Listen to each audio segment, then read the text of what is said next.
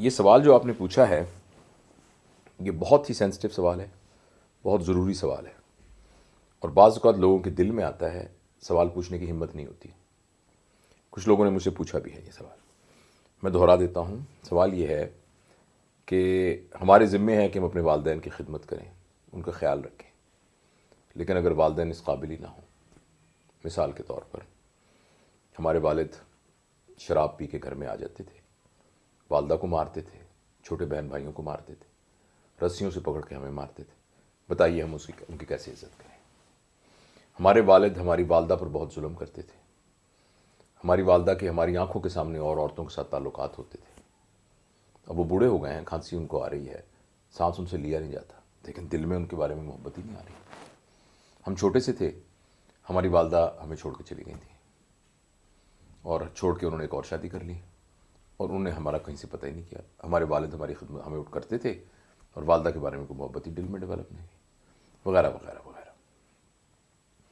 دیکھیے اس سلسلے میں اگر تو ہم عام نفسیات کو دیکھیں نا، تو بڑی سمپل سی بات ہے کہ جو آپ کے ساتھ جیسا سلوک کرتا ہے وہ پھر ڈیزرو کرتا ہے کہ اس کے ساتھ ویسا سلوک کیا جائے، اور اولاد ایسے کرتی بھی ہے۔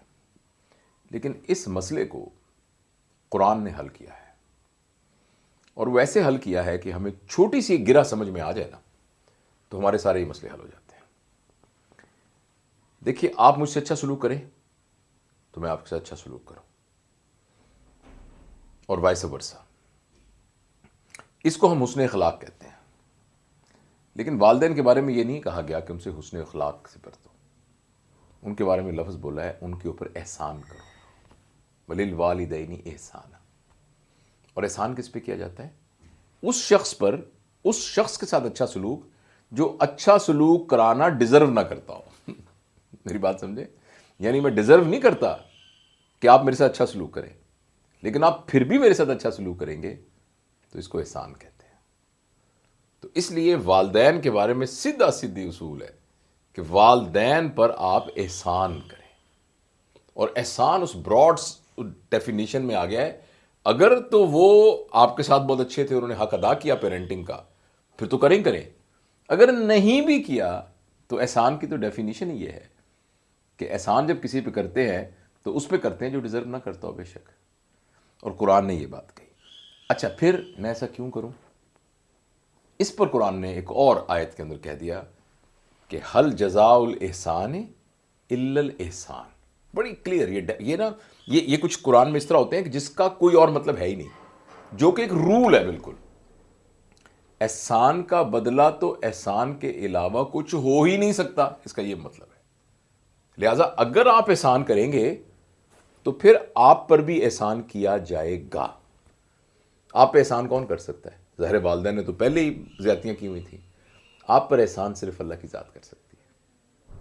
تو اللہ پاک آپ کو ٹیمپٹیشن یہ دے رہے ہیں کہ آپ احسان کرو اپنے والدین پر، یعنی یہ کہ وہ ڈیزرو نہ بھی کر رہے ہوں تو لک آفٹر دیم ویل۔ اس کے بدلے میں آپ کو گارنٹی دیتا ہوں کہ میں آپ پہ احسان کروں گا، اگر آپ ڈیزرو نہ بھی کرتے ہوئے نا تو پھر بھی میں آپ کی بخشش کر دوں گا۔ تو یہ اتنا بڑا انسینٹو ہے۔ ٹھیک ہے نا؟ جب خدا کہتا ہے میں آپ تم پر احسان کروں گا، اس کا مطلب ہے اگر میں ڈیزرو نہ بھی کرتا ہوا تو میرے اوپر احسان ہو جائے گا۔ تو لہٰذا ہمارے لیے یہ بات بڑی سمجھنی بہت آسان ہے کہ ہم نے والدین کے ساتھ تو احسان کرنا ہے، جیسے ہم نے صبر کرنا ہے، جیسے ان کو ٹالریٹ کرنا ہے، جیسے ان کے نارسسسٹ ایٹیچیوڈ کو برداشت کرنا ہے، جیسے ہم نے سب کچھ کرنا ہے۔ یہ انویسٹمنٹ ہے ہماری، اور اس انویسٹمنٹ میں اس کا بدلہ کی گارنٹی اللہ تعالیٰ آپ کو اس وقت دے گا جب آپ کا کوئی سہارا نہیں ہوگا، اور جب ہمیں کہا جائے گا تم تو ڈیزرو ہی نہیں کرتے، تو اللہ کہے گا کوئی بات نہیں، ڈیزرو نہیں کرتے نا، پھر بھی میں اس پہ احسان کرتا ہوں۔ تو میرے خیال میں یہ بات اگر سمجھ میں آ جائے تو ہم والدین کے ساتھ اپنے ریلیشن کو 1 to 1 حسن سلوک کے ریلیشن سے احسان کے ریلیشن پر لے جاتے ہیں، تو ہمیں احسان کا حکم ہے۔ تو یہ بات ہے۔